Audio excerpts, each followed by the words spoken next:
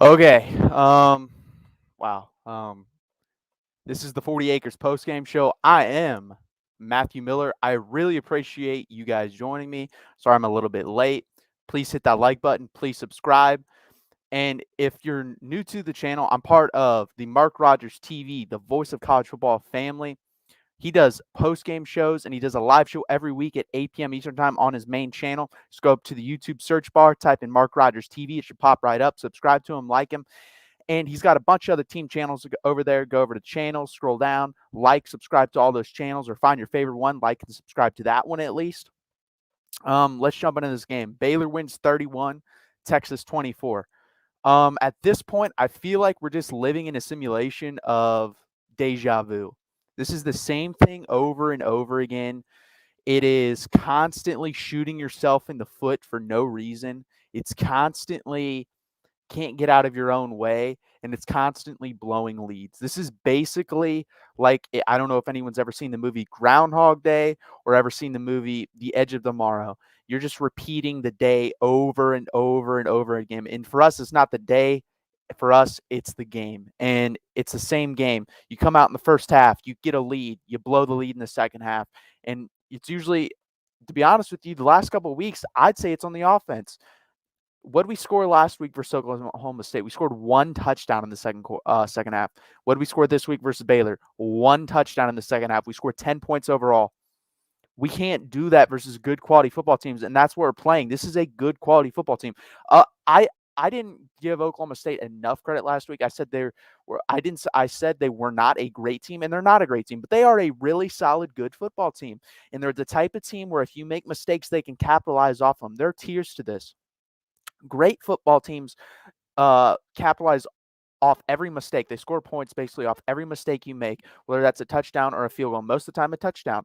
Good teams will get a field goal most of the time off those mistakes. Bad teams, you can turn the ball over as many times as you want. You still probably win the game. That's a Kansas type team. And the last couple of weeks, we've played Oklahoma State and Baylor, who've been able to at least capitalize off some of our turnovers.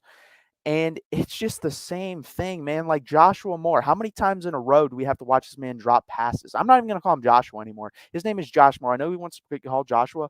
Catch a pass, and we'll call you Joshua Moore. This is getting insane at the rate he's dropping passes. As a wide receiver, your number one job, and really your only job, is to catch the football. He hasn't been able to do that on a consistent basis week in and week out, and that is your number one job. Imagine if your quarterback couldn't throw a pass, just couldn't throw a pass. That's his one job. Like, I don't understand how it continues to happen. It's definitely psychological. Like I said last week, after the Oklahoma State game, anytime you drop passes consistently, that's psychological to me. That's you getting in your own head, psyching yourself out, or expecting something to happen on the field, like someone, or you hear footsteps type of thing. And that's what I think is happening with him. I mean, he dropped the for sure touchdown. He dropped another pass that was a hard catch, but you can't let it tip off your fingers like that. Like, at least bring it in. And if you're going to drop it down here. And he just didn't do that, went off his hands and ended up getting picked off.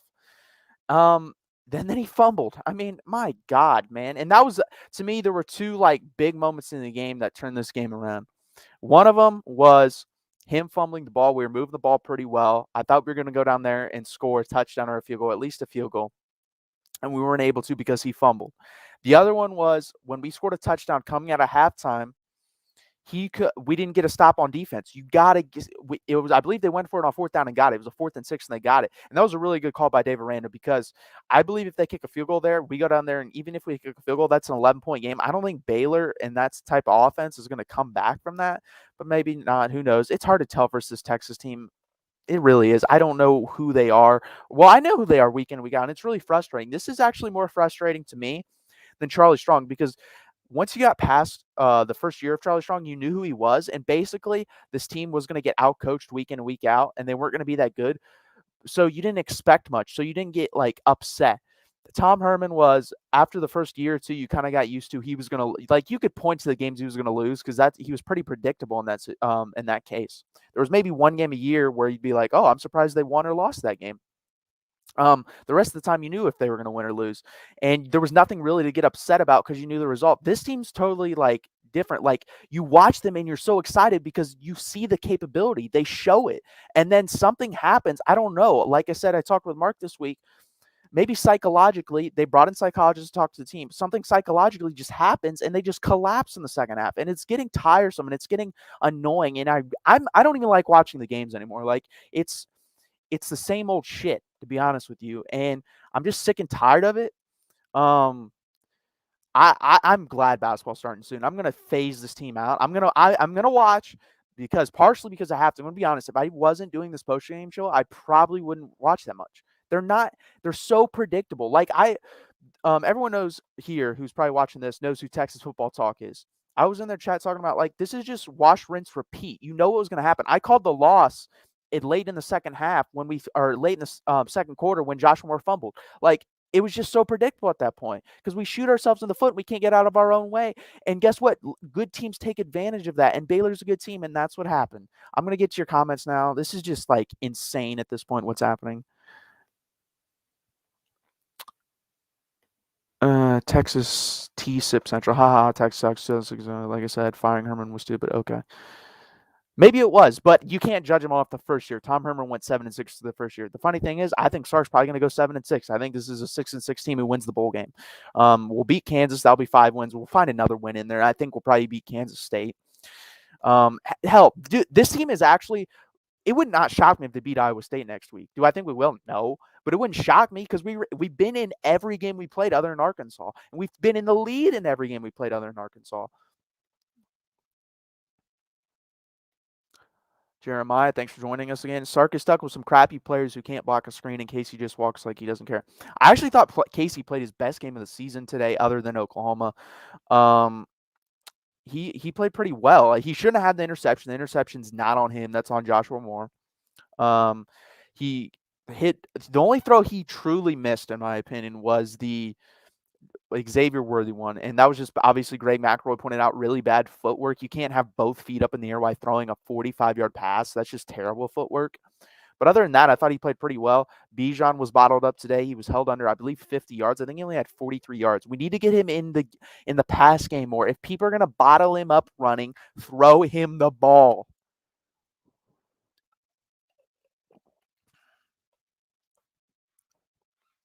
There are like 5 players. I disagree with that. I think all players care for the most part. BJ Foster was so angry after the game. Same with Juan Davis. They just walked in right after the game and didn't stay for the eyes of Texas. They got brought out by Kai Money and an assistant coach, but they were pissed, and they should be pissed. This team is better than 4-4. Like, if I'm just evaluating this team, looking at the talent, looking at the coaching and everything, this should be a 6-2 team. But again, that seems to happen in the first year under every new staff. They seem to underachieve with the team that was left over. I mean, Tom Herman was good in his first year, went 10-4 his second year. Nick Saban was 7-6 in his first year. I don't know what they went in the second year. I think they only had 2 losses the next year. So that's what I want to see. Now, Texas T-Sip did bring up, like, the point of we shouldn't have fired Tom Herman. If we don't win 10 games next year, I will jump on that train. I'll jump on it. Or I will jump on the train of we should have fired Tom Herman and hired someone else. But I'm not going to jump on that train now. It's too early. It's the first year. I'm fine with the learning process. It's just frustrating as hell to watch. I know it is for you guys as well. It has to be. I don't see how it's not like even fun for me, to be honest with you, because you know the end result. Like, if they would have pulled this out of their ass and won this game today, my tune would be totally different. It'd be like, wow, they turned a mental corner today. It's the same old shit the last 3 weeks. They just keep blowing leads and shooting themselves in the foot. Like, it's pretty obvious at this point what's going to happen.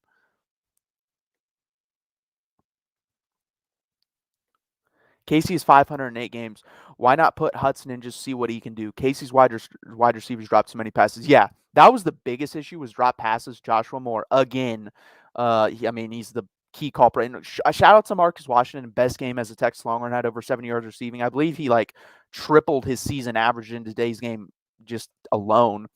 And we should give him more playing time if Joshua Moore is going to keep dropping passes. And this is a question for the chat and just in general. Like, is Hudson Card? Do you start him from here on out? Do you start all the young guys? Because you're 4-4 and you're not winning with the older guys, anyways. And Hudson Card has 4 more years of or 3 more years of eligibility, basically. And Casey's got 1. So what is the point of starting Casey? You're not winning games anyways. So that's the question. I don't know what side I'm on, to be honest with you. I'll have to think about it and probably give you my answer sometime this week when I do a video with Mark. Yeah, and we'll see what Sarkisian thinks. But the thing is, if you stay with Casey, I think Hudson probably ends up transferring, and then you only have 1 year of him. And if you don't land like an Arch Manning or someone like that, or the kid Brown out of California, who's I believe committed to USC right now. I forget his first name, Max Brown, I think it is. Then you're in trouble. So that's a good question. Casey should know only to rely on Worthy and Bijan, his best players or QB runs. That's one thing I do agree with Jeremiah. I thought he should have run more. He had a lot of success running the ball. And on that 4th down one where he threw, it was a really good play by the defender. I believe that was to Worthy. The defender jumped across and knocked it down. If he runs there, he has to make one cut and it's a first down.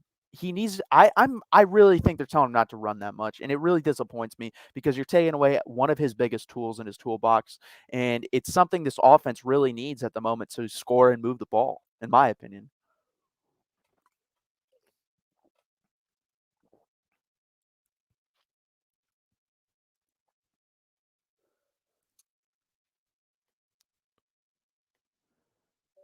Kill-minded music. Did Herman poison the water with his guys he left behind? I don't think that happened. Like I did a video again with Mark this week, last week, whatever you want to call it. It's this week. And basically said, I think this team has just been in so many different directions mentally with every coaching change that they're just so psyched out right now. And it's going to be hard to fix them. And to be honest with you, it's probably best that most of them, it will get better when most graduate, in my opinion. 100%. I can't think of a team where the coaching staff came in the first year and they went to a national championship game or even like a New Year's Six bowl. I can't think of a team. Nick Saban didn't do it. I'm trying to think of like a really good coach that came in. Urban Meyer. I guess did they go 12-0 his first year? Maybe they did go 12-0. Yeah, and they were to be fair though, go look at that schedule. That schedule was terrible, but still impressive 12-0. So that's really the only guy I can think of. And obviously that's why Texas is one of them. I'm glad we didn't get him though, for the simple fact it'd have been so much of a headache, man, to have him every week with something going on. Larry Trevino, bro, these players just don't play their A game. You sit there and diagnose the play calling all you want, but when you don't get 100% of the execution effort of your players won't work, or plays won't work. I disagree with that they're not giving effort. They may not be executing for the simple fact, like I said, they're not falling back on the tendencies of Steve Sarkisian has taught them. They're falling back on the tendencies of Tom Herman and possibility Charlie Strong, because some of these guys have been under Charlie Strong. They're falling back on those. And if they're doing that, that's a dangerous game to play because basically you're just playing. That's even worse than those coaches teaching them for the simple fact you're basically running Steve Sarkisian plays with a mindset of Tom Herman's playbook. And that's not going to work for the simple fact is they're totally two different playbooks. Same with Charlie Strong's playbook. So that I don't know. Who knows at this point? Like, it's just really frustrating. I wish there was all 22 tape available. I'd be able to dissect stuff a lot easier. I mean, you can't dissect stuff from a game and then you have to watch it back. And even then you can't because it's frustrating. I wish there was all 22 tape available. And you're right, Casey does have 2 more years of eligibility. But the thing is, wait, does he have 2? Because this is his COVID. I don't know. COVID confused me. I thought he only had 1. Maybe he does have 2. I start Hudson and Austin. The crowd got reinvigorated when he went in. Yeah, but that's just what the crowd does when the backup quarterback comes in, Jeremiah. The backup quarterback is the most popular guy on the team when you have an average quarterback. And when he gets in, everyone cheers him. And then when he ends up struggling, they boo him and ask for the third stringer or the starter to come in. So that's just how it goes. None of this fixed without fighting the line of scrimmage on both sides of the ball. Agreed. And the defensive line got pushed around today on running plays. Like they played pretty well in the passing game. And actually, I want to give shout outs to the offensive line. I thought the offensive line played the best game of the year today. They played pretty freaking well, other than the run, which Baylor was obviously keying on. And again, if they're keying on it, then hit screens, do a lot more play action than he did. He did some, but you need to do more.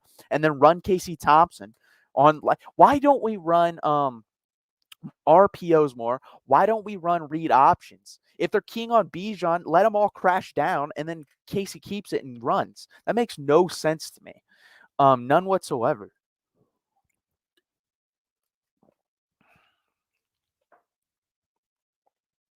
But it's just really frustrating. Like I said, it's just the same thing over and over and over again. And he didn't even run a lot of orbit motion or any of that stuff today. It's really confusing. And Keelan, I only think, touched the ball one time again for whatever reason. Roshan played well when he was in, didn't play that much. I want to see some of these younger guys. Again, I thought David Gabena, when he got in today, played well. He played well last week when he got in. Jalen Ford played well when he got in last week. I didn't even see him today. I don't even know if he played. Like, at this point, we're 4-4. This is a practice for 2022. So who do you think is going to be your best players and most important players going into 2022? Send them out there the rest of the season because they need work, and that's who you're going to go with next year. They need to be out there for the rest of the season. Casey's not just good, is just not good in the second half. Compare first and second half stats. Yeah, but a lot of that is also, again, I don't know if I can just put all the blame on him. I agree with you. Yeah, definitely. I mean, there's no debate there. His first half stats are better. But I don't know if that's coaching. I don't know if that's play calling. I don't know if that's psychology.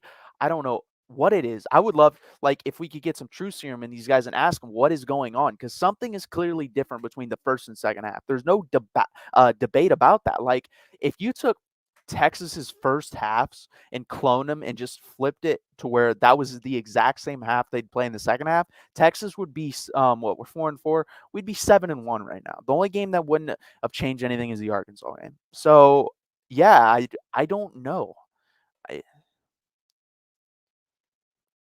Tony, thank you for your comment. Why is Mo Washington going deep instead of Worthy? First off, Marcus, I don't. I'm not gonna call him Mo. I think that's a bit disrespectful. Because he's playing well and he blocks his ass off. He is the best blocking wide receiver on the team.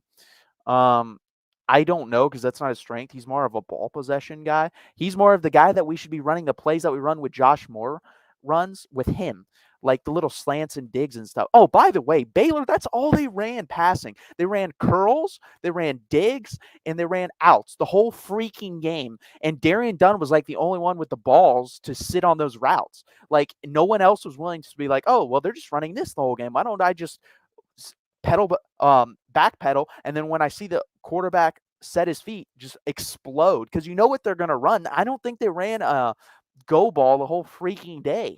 Like, it's just pathetic that we didn't do that. And PK should have been in the ear of the defensive backs coach Terry Joseph and been like, hey, they're running these same 4 to 5 concepts. Sit on it and pick this man off. Brian Hickey, I agree. It's time to prep for next year. Get your young players in and see what they can do. 100%. That's what this is. It's sad that this has turned into that, but can also be a positive, because if you do just that, 2022, you can be really, really good. I fully believe that. We got the talent for it. And if you coach them up right and you play the young guys, especially the young guys that were there probably only a year under Tom Herman or not under Tom Herman at all, you can either get the bad habits out of them and even more by playing them, and you can put the good habits in the ones that haven't been taught any habits at all. So they need to do that. Like, it needs to happen. And if you can make an argument where you do that with every other position other than quarterback, but I wouldn't argue if they put Hudson Card in as well.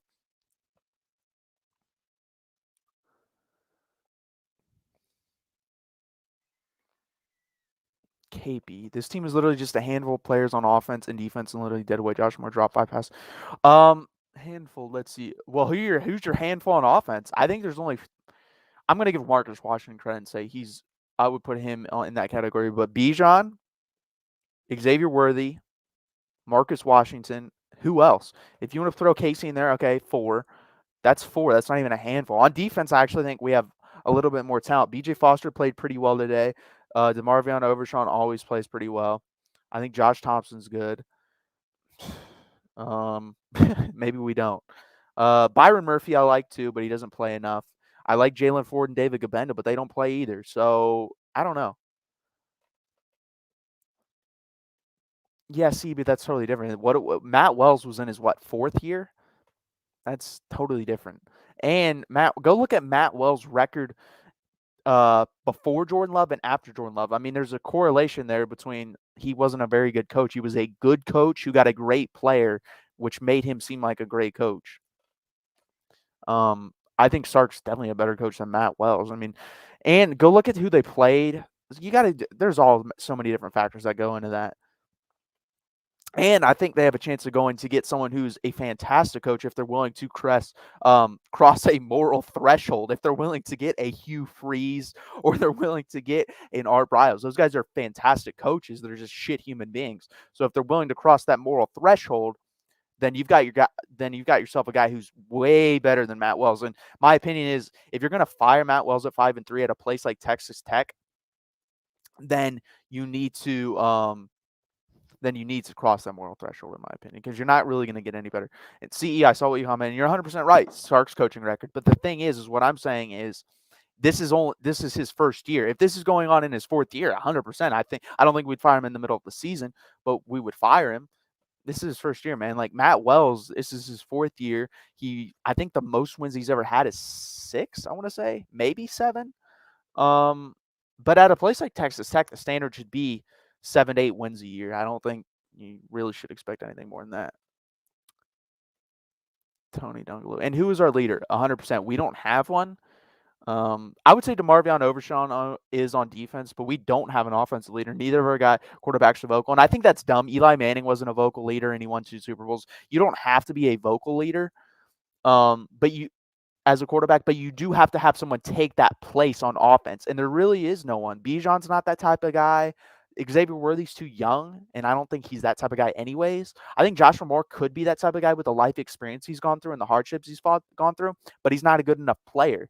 Marcus Washington, same thing. I think he definitely could be, but he's not a good enough player. So I don't know who. Yeah, we don't have one on offense. If we learned anything from the season, it was what Sam brought to the team. His talent was subpar, but that dude would go to 100%. I just think if Sam's on this team right now, we are 6-1. I really wanted him to stay because, first off, he wasn't going to listen to the coaches, in my opinion. If it came down to listen to the coaches or win, that dude was going to run. He didn't give a shit. Like, if the coaches were telling you stay in the pocket, be a pocket passer, we don't want you to run, he would have been like, yeah, screw that. We're losing. I'm running the ball. Because that's basically what he did under Tomer. He's like, I will hit my head against this brick wall 40 times if we get a W. And I love that guy. He fought for our program like no other player has fought for our program in my time watching Texas football.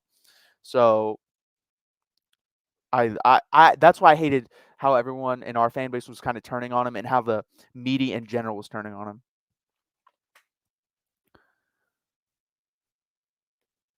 He has no quality wide receiver in his pass pro offense. Who you talk? Our offense? Is that what you're saying? Because I mean, Xavier Worthy is definitely quality. Xavier Worthy, in my opinion, is going to go down as the best wide receiver in the history of Texas football. I fully believe that's going to happen. He had over 100 yards again today, and if Casey Thompson doesn't miss the one throw, I think he had all day that, or the one throw that he missed basically the whole day. He probably that was about a 45-yard throw. He would have had like 180 yards. Receiving and 2 touchdowns. That guy is a stud. He's going to have probably before his career is over 4,500 to 5,000 yards receiving. There's a really good chance of that. That's amazing. But yeah, we need more of him. We need Evan Stewart. I'm going to be honest with you. I don't even know why I'm saying this, but I had a weird dream last night that Evan Stewart committed to Arkansas, and I thought it was real. Like, it was super vivid. So I don't think that happened. I'm hoping I'm right.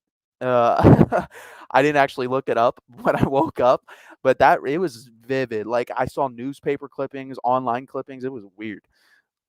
But we need him, by the way. That was a tangent, but we need him. That's like, I think him and Harold Perkins are like 1 and 2. And then if you want to throw in Devin Campbell, he'd be like 3. Those are the top 3 recruits we need. I don't think Cam Dewberry's coming here. I think he's probably going to end up at Oklahoma.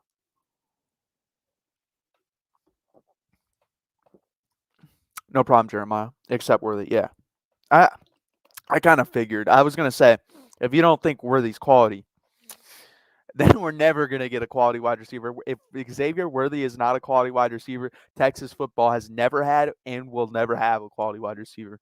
Like, the guy, I can't speak enough on what he's doing. Seriously, go look at Alabama's wide receivers. Now, I know who's in front of them, but go look at their freshman seasons. They don't produce like this. There's been no one on the history of Alabama football as a freshman, other than maybe Julio Jones, who has produced like this. Like, Calvin Ridley didn't. Jerry Jeudy didn't. Ruggs didn't. Jalen Waddle didn't. None of those guys did. And I'm trying to think of like another really good program. LSU, they didn't really have quarterback play, but the same thing. Is our quarterback much better than a Zach Mettenberger, who had, I believe he had Jarvis Landry and Odell Beckham Jr. at the time? I don't know if they were freshmen, but they never produced like that as freshmen at LSU. This guy is a stud. Like, and we don't get him the ball enough. Again, there was no screens to him in this game. There's no end arounds. There's nothing. It's not. Sark frustrates me because it's there. Like, he showed it in the Oklahoma game. That was him basically unloading 99% of the playbook. There's probably this 1% that he has if he doesn't want to show where it's national championship type game plays or playoff type game plays. And that's what he should be running every week. Unload the playbook, dude. Like, you have nothing else to save up for. Especially like if you just don't want to unload the playbook till your first loss in the Big 12. That would make sense to me because you want to hide some things and take it conservative. And if you're winning conservatively, that's fine. But as soon as we took that first L and you're still theoretically, and you're telling me you're vying for a Big 12 championship, unload the playbook every week. Get the ball in space to your playmakers. Use your playmakers. You're not even using some of your playmakers. You're not using Keelan Robinson. You're not using Roshan Johnson. Use them. Like, give them the ball. Roshan Johnson, when he got the ball today in direct snap situations, was really good. He was getting 6-7 yards every time, and we just didn't use him. And he's been phased out. If you go back to the Oklahoma game, he's touched the ball maybe 4 to 5 times a game max. Like, I just don't understand it. And then Bijan, if he's getting bottled up, you do what you did in the Oklahoma game when he got bottled up in the when you thought he was going to get bottled up in that game, which he really didn't end up getting bottled up. But you kind of used him more as a decoy. Either use him as a decoy if he's getting bottled up, or spread him out wide and throw to him, or run QB read option. And he doesn't do any of that. So I don't understand the thought process. Again, he's never going to it's a frustrating thing because he's never going to tell the media the thought process. But as a reporter, I would ask that every week until he finally just caved in, either cursed me out or told me, like, what is your thought process behind this play? I don't care what the play call was, or why'd you call it. Well, I do want to know why, but I want to know the big picture of like what did you see? Why are you using this person in this situation at this time of the game? All of it. I want to know all of it. And he just doesn't share those details, and he doesn't have to, but it'd be very interesting to find out why. Should we get worried about the fact that Devin still hasn't committed, or do you think that's? I mean, I'm not really close on that one in particular. I know more about the Evan Stewart recruitment, Arch Manning, obviously, stuff like that. Devin Campbell, usually to me, there's been also rumors that he's a silent commit, which I don't believe, because if that was the case, I just don't think you could do that at Texas for this long. And also, I think it's either going to be us or Oklahoma. It depends, man. Like, it depends what you want. Like, that's another thing I thought about too. Why we're not. I think I oversold of how much last week hurt us in the Arch Manning thing, for the simple fact, if you look at Eli Payton and those two guys, their recruiting didn't come down to the best place to play football. It came down to the place that would ready them most for the NFL, and also the relationship they had with the head coach. Eli Manning went to Ole Miss because of David Cutcliffe. He trusted David Cutcliffe. Peyton Manning went to Tennessee, because he trusted David Cutcliffe and Philip Fulmer. If Arch Manning truly trusts Sarkisian and has that same type of relationship, there's a really good chance he ends up here, because that's what I think the Mannings mostly want, is a relationship where they can trust the guy and put their nephew and their son into his hands and help him mold him to become a really good NFL player and a really good college player and a really good human being. I think that's what the Mannings want. And it's a very business-like decision. So I think that's going to push on for a while. And I still think Texas has a really good shot. I think I said 80-20 last week, Georgia. I think it's more 50-50 after just like having that thought process, like of what his uncles did and what they value as a family. But I don't know about Devin Campbell. Devin Campbell will be interesting. We need him. We need some type of offensive line help. I mean, we have 2 guys committed that are going to be both guards or play center. We need tackles. And most likely, I'm hoping that we just go scour everywhere, the whole world basically, for tackles this offseason in the transfer portal. Larry Trevino, thank you for the comment. Do you think our strength and conditioning coach is up to par considering our four-star linemen are constantly losing to 2 and 3? Well, the thing is, it's only been, again, a year. You can't. I hated her or Yancey McKnight's training program for the simple fact it became like a powerlifting competition. And for certain positions, like offensive line, defense, fine. But everywhere else, that's really stupid. You need flexibility and speed, basically everywhere else. And look at the injuries. The injuries have gone way down this year since Torrey Becton's came in and taken control of the head and or taking control of the strength and conditioning program. So I think he's done a pretty good job. I'll judge him. Strength doesn't also, I don't know if you guys go to the gym a lot, weightlift, or even just do any research on it. Like that takes a long time. You don't just, that doesn't happen. Like that's a long process. Minimum, there's some freak guys who without any substances, like if they're not giving them steroids or SARMs or shit like that, then they could get strong minimum in 6 to 7 months. But most guys, it takes 2 years. Like, so I'm not going to judge him till the end of next year on like the strength part of it. These coaches have a chance to turn this program around. We're in the race for the players we need in recruiting. They just need to develop and close. 100%. Closing is the most important part. I actually think that they'll develop pretty well for the simple fact I saw development in our O-line from the Oklahoma State game. And I saw and throughout the season, I think they've gotten a little bit better. And I think they found finally the right mix. I think Tope Amade's coming there at left guard, played really well, or pretty well at least. And then I think wide receivers, for the most part, have developed other than Joshua Moore. I think Marcus Washington's gotten better. I think Xavier Worthy obviously just didn't come in and look this good. They developed him a little bit. So I think development will be fine. But the problem with Texas over the years, we've been able to get good recruits. We haven't been able to close on the all-time great type recruits. So hopefully they can come in and do that. And again, Brian, 100% develop. Because you see, we get these guys here, they don't develop, they go to the NFL, and you're like, where the hell was that at Texas?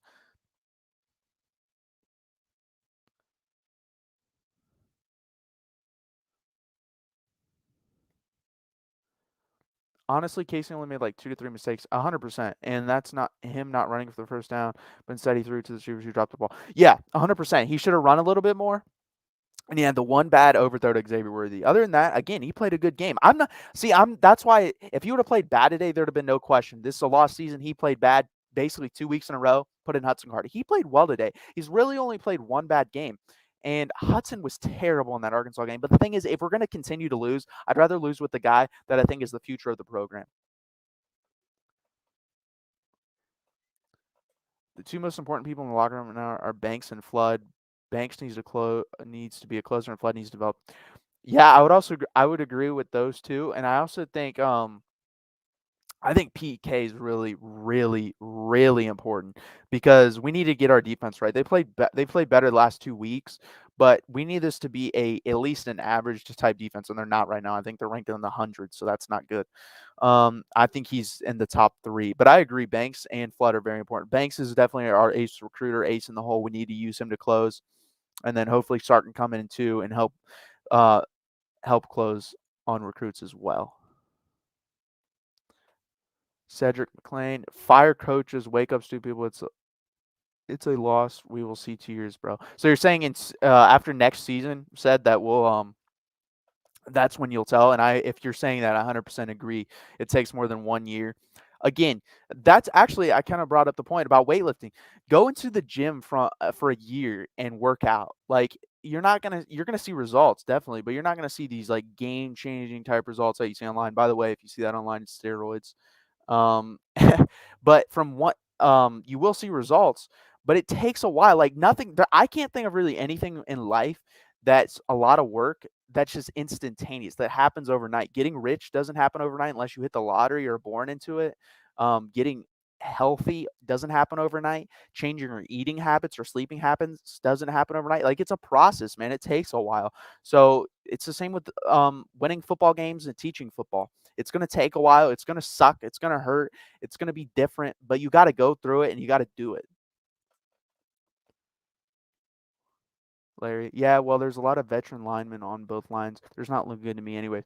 No, agreed. I up until like the last 2 weeks, Keandre Coburn hadn't been playing well. He's been playing well. Offensive line, I agree. They don't really look weak to me. Christian Jones just looks slow. Like, he's just not a very fast guy, he's not very fleet-footed, and, I mean, to be honest with you, that's normal. He's a normal 6'7", 350-pound human being. The problem is we're asking someone like that to play left tackle to be abnormal, and he's just not. And that's not really his fault. That's kinda just the way he was created, and he's probably reached his max potential by now. I don't really see him getting much faster feet. You might be able to teach some other things to help that, but he's just not that guy. To be honest with you, I think he'd make a pretty good guard. He'd be very big, but I think he'd make a pretty good guard. But he's probably the best case scenario we have at left tackle, sadly. Hudson being bad at Arkansas was given, considering he was placed in a super uncomfortable disadvantage, especially considering that was the first away game in college. That was bad to begin with. 100%, most guys would have struggled there. That was an insane environment. But he was just really bad, like super indecisive. Um, I think he was like seeing stuff that wasn't there. It just again, if I could see they clearly saw the all 22 film and were like, yeah, this isn't good, man. We can't run this guy back out there. Again, but uh, if we're in the process of moving forward and you think he is the future, if you think that, you got to play him the rest of the season. That's really what it comes down to. If do you think Casey Thompson is the future of this program or Hudson Card?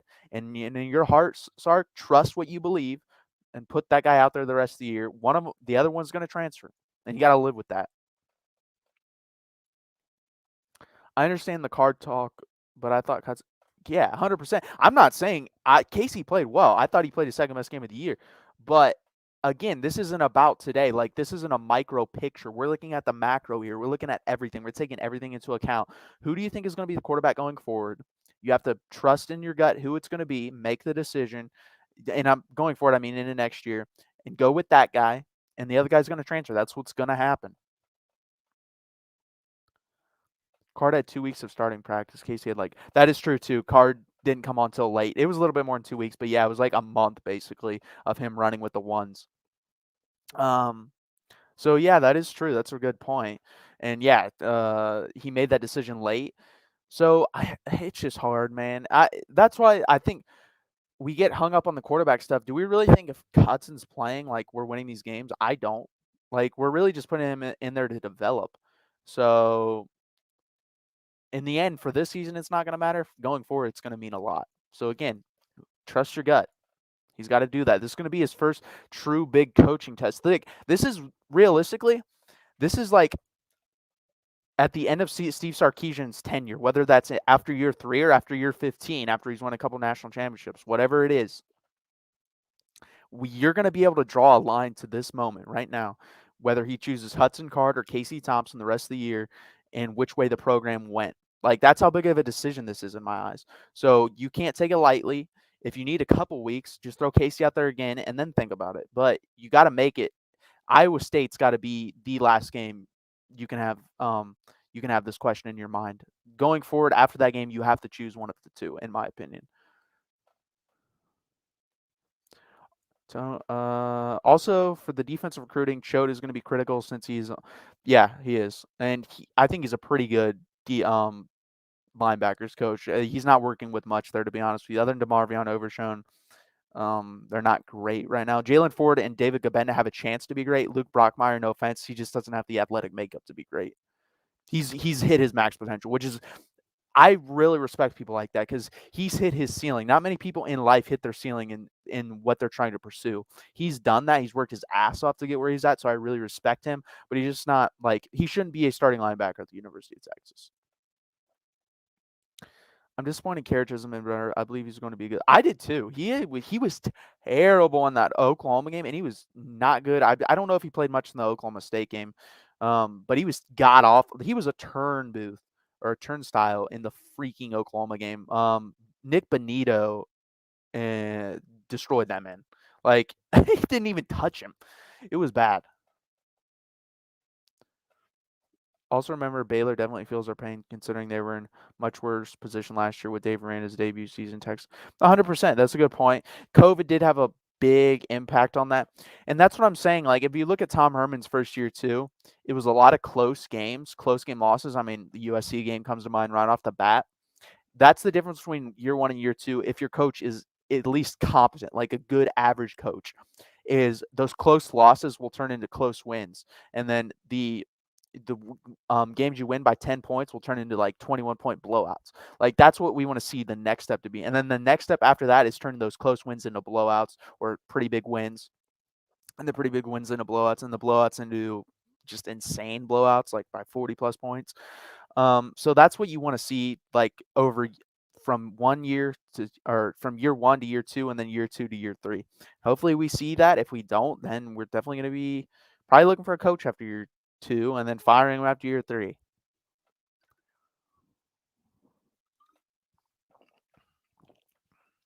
But hey, basketball starts soon, and basketball's going to be really fun. Really good. I think they have the third best title odds for national championship, which is insane. I think it's Gonzaga and Kansas, and then Texas at 9-1, I believe. At least the Caesar Sportsbook. I was looking to go down to a game, but they're expensive. I think both QBs have the issue with the most young QBs and believing they have an arm of God. Sam had the same issue as a freshman. That is true. There's like this overwhelming confidence that I can fit it in there no matter the circumstance, and that is an issue. That is an issue. But again, we're not winning these games, so what does it matter? Just put him in there and have him have those mistakes and have him learn from it. I mean, we're not winning. I'm worried that if we hit the SEC next year, I don't think we're hitting the SEC next year. Let me get that in there. I think it'll be after next year. I'm worried that if we hit the SEC next year and our lines aren't drastically improved, that we get boat raced and set the program back for 5 years. I don't think we get boat raced because I think you guys are overvaluating the middle and bottom of the SEC. It's not very good. I mean, it depends on the schedule too. Like there's so much schedule variation because there's so many teams, and I don't know if they're doing pods or divisions. I don't know. So that all makes a difference too. But if you're telling me we play a lot of the middleweight teams and the bottom teams, I think it's basically like just running a Big 12 schedule. Now, if we have the schedule like Arkansas does this year in our first year, yeah, we'll get boat raced. We'll probably end up like 4-8 if we went next year. I don't think we're going next year though. Like I said, I think our first year would be, which I think is gonna. They're doing this on purpose, and I think it'll line up perfectly. If Arch Manning comes here, 2023 will be our first year with him as starting quarterback, probably in the SEC. I think our O-line will improve next year. They need more weight and conditioning, and it will, and plus we'll hit the portals. I think you'll mean.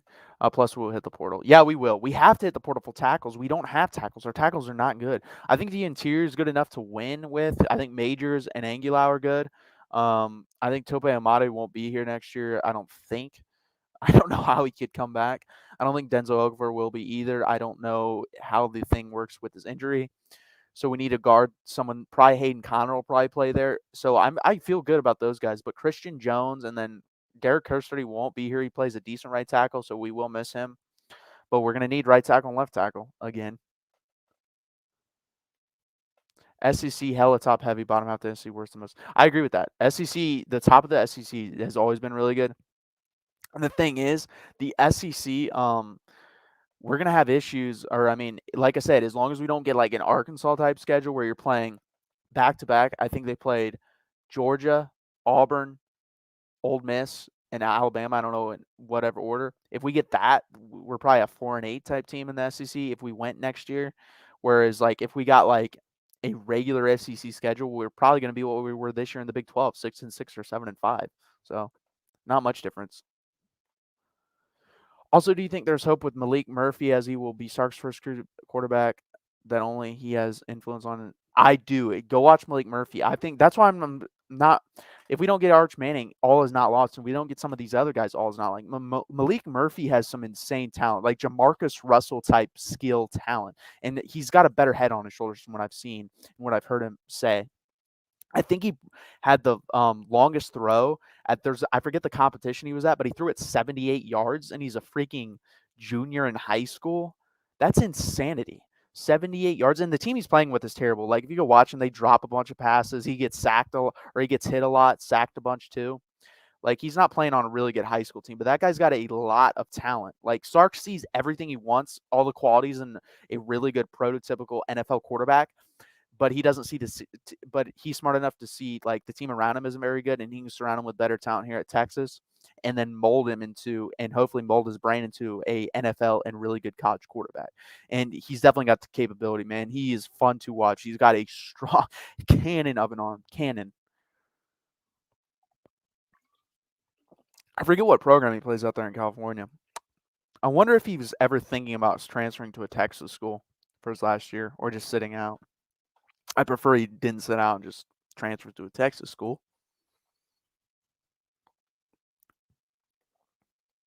Again, this is the 40 Acres post-game show live presented by yours truly, Matthew Miller. Please hit that like button. Please subscribe. It really helps out the channel. Again, we are brought to you by the voice of college football, the man himself, the legend, Mark Rogers. He's got a bunch of team channels. Go over to his channel, subscribe, smash the like button. Go over to the channel, scroll down, find your favorite team, subscribe to them, like all their videos. Do what you got to do over there. And if you want to leave a super chat on the videos, really helps out the channel, really helps build out this platform that he wants to have. Thank you for watching. Please hit the like button. Please subscribe. And we're back. I'm probably going to go for another 5 to 7 minutes. I'm surprised it's been 45 minutes. These things go fast when you guys are in here, so it's fun talking some ball. It's fun talking whatever you want. I know when I came down, Michigan was losing to Michigan State 37-33. I don't know if Michigan State ended up winning that game, which would actually kind of surprised me because I thought Michigan was going to win that game, and they looked good in the first half. A lot like Texas. So I don't know what happened.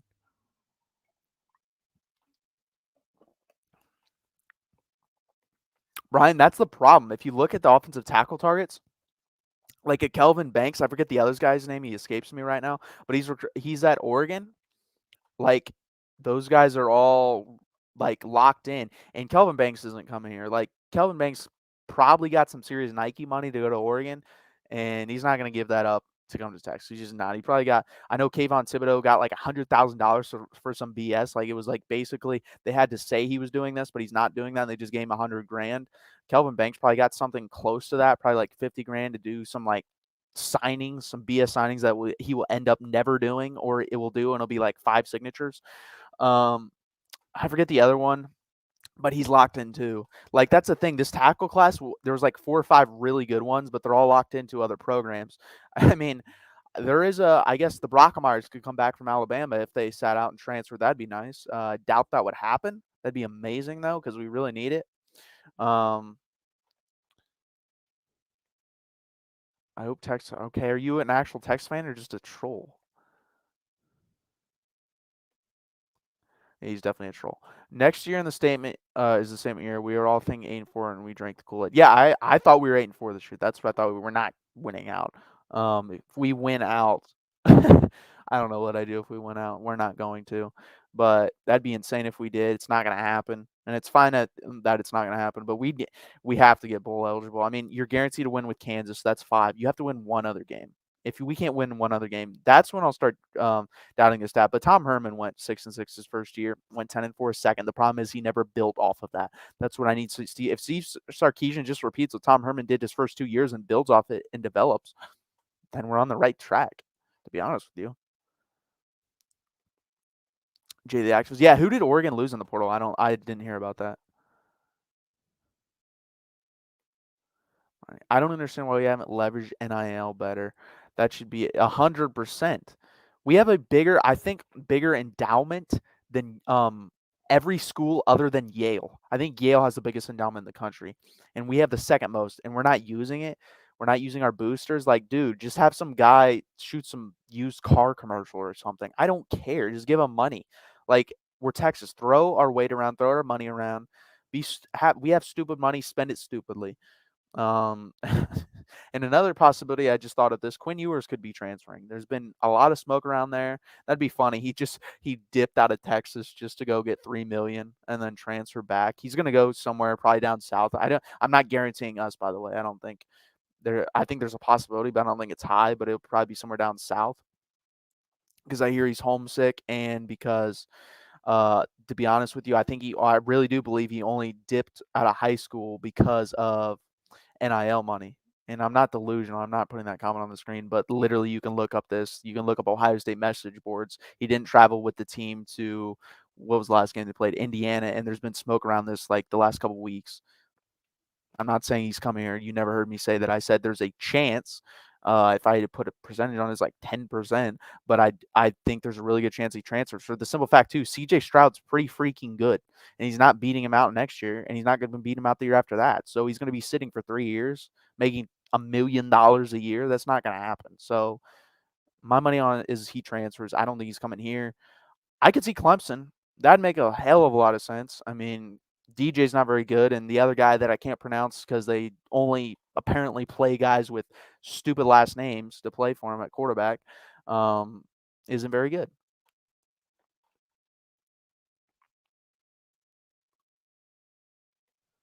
Kingsley, I don't even know who that is. Former 5-star. I'd have to look him up and watch him. I have no clue who that is. They've been Mario Cristobal's a really good recruiter. I'm not really impressed by his coaching, and he gets away with a lot of stuff because he's in the Pac-12 or Pac-10. I always mix those up now, but he's a good recruiter, and I mean, if the recruiting could take off even more if they get to the college football playoff, which they have a chance because again in the Pac-12 and their schedule's not that hard. I actually thought UCLA would win that game, so I was surprised they won last week. Oh, he's a 5-star offensive tackle? Yeah. Oh, he's homesick? Yeah. I mean, that happens to a lot of kids. If you read up, it's like they get enamored or fall in love with the program because it's like their first time away, like that far away from home, and they want to go and they just commit on the spot and they go there and they end up being like, okay, I actually liked being at home. So I mean, favor to BYU. That'd be an incredible pull for them because they're not pulling 5-star offensive linemen like that. They're not pulling very many 5-star players in general.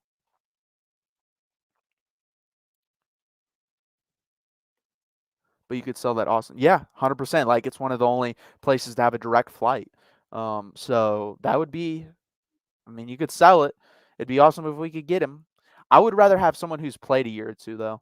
I don't think he's played, has he? So we need like guys that can come in. And if you're going to hit the transfer portal, I'd prefer guys that can come in and start like right away.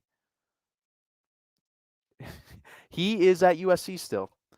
He had some legal trouble. That whole situation was a shit show. I think like domestic violence or something like that.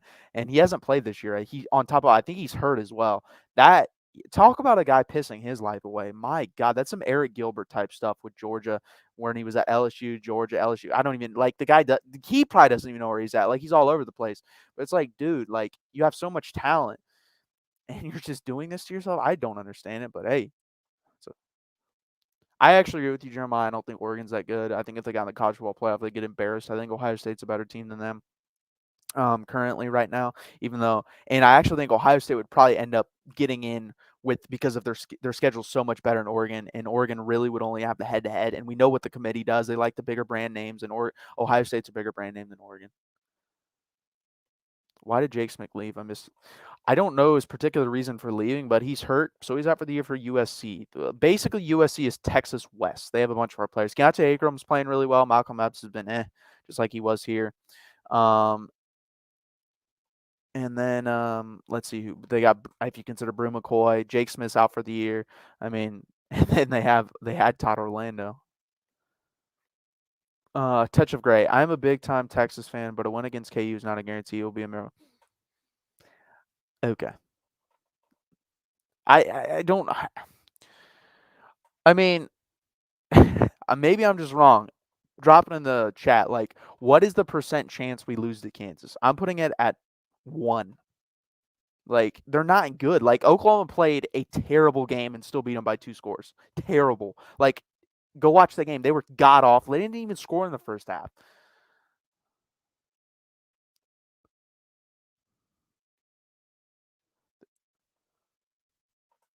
They straight up copy and pasted 2018 Texas and Eugene. Yeah, kind of.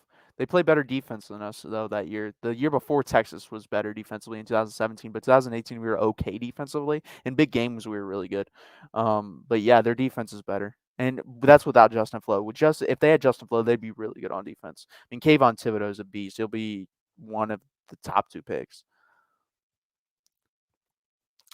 Yeah, Brennan Eagles never realized his potential. That's another guy that never realized his potential and also overvalued how good of a player he was. I mean, my God, man. you left and you didn't even get drafted in the NFL, and you had 2 years left of eligibility. So I didn't understand that.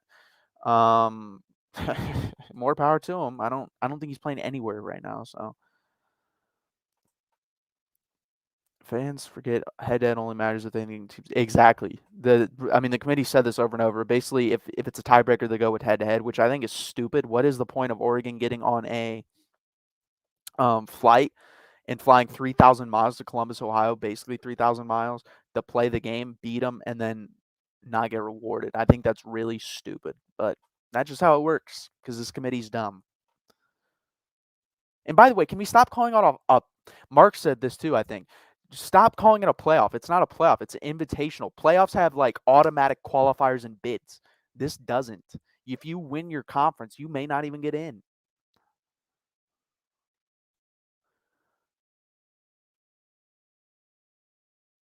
Where do you live? I'm still pissed. I woke up at 6 a.m. Where do you live? 6 a.m.? Would you live in Hawaii? Because if it's California, it would have been 9. Gotta live in Hawaii. Respect to that, though. I wouldn't have woken up. I would have woken up. I'm pretty fanatical as myself, so I definitely would have woken up. But I would have been disappointed.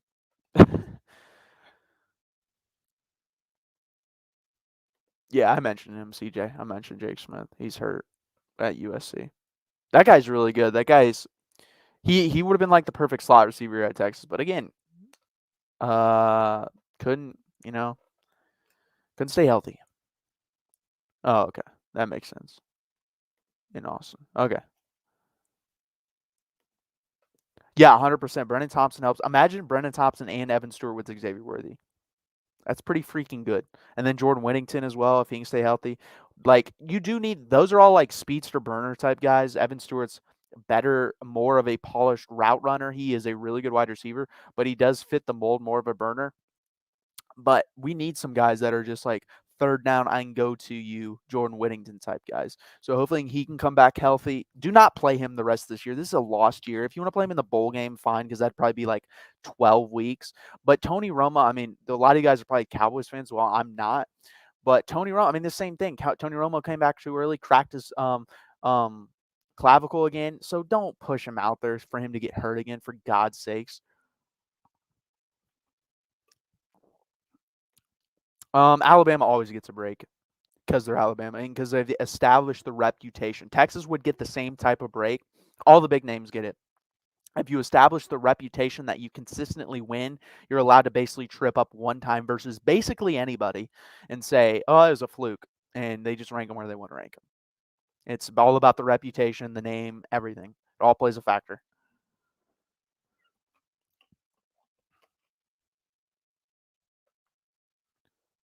Did Bijan? I don't know. That's a really good question. I don't know if he got any touches in the fourth quarter. I mean, he only got, I think, 13 runs the whole game, and I don't think we threw to him. So pretty disappointing.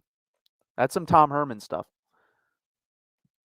Yes, Jatavion Sanders will be a tight end. He refuses to play defensive line for whatever reason. If he didn't, I believe he would be playing defensive line this minute. I don't know why. I don't know if he thinks that's his best path to the NFL. To me, that's kind of selfish and not a team player type thing to do. I want more Roshan Johnsons, and I'm not going to judge him too hard. Like, now, I will next year if he's still not at tight end and he just refuses to play defense. That's very selfish. But as a freshman and he's try to working his way through the world still of college football, I'm fine with it. But in general, I would prefer to have more players like Roshan Johnson who are willing to do whatever it takes to win and do what's best for the team. See, I don't know if we rushed O'Mary or he rushed himself. He took off his leg brace and then hurt himself. That leg brace needs to stay on until you feel like it's doing like it hurts to be on you, basically. Like, you can't take that thing off. The doctors recommend you to wear that for a reason so you don't re-tear or hurt your ACL or hurt your knee in general. And he didn't do that. He took it off too quick and hurt his knee. So I don't know if that was him. I don't know if a doctor cleared him. I don't know if a coach said just take it off. I don't know. And they'll never release that. We'll never know. But I don't know if he fits the mold of what Steve Sarkisian likes anyways. He's a big-bodied guy.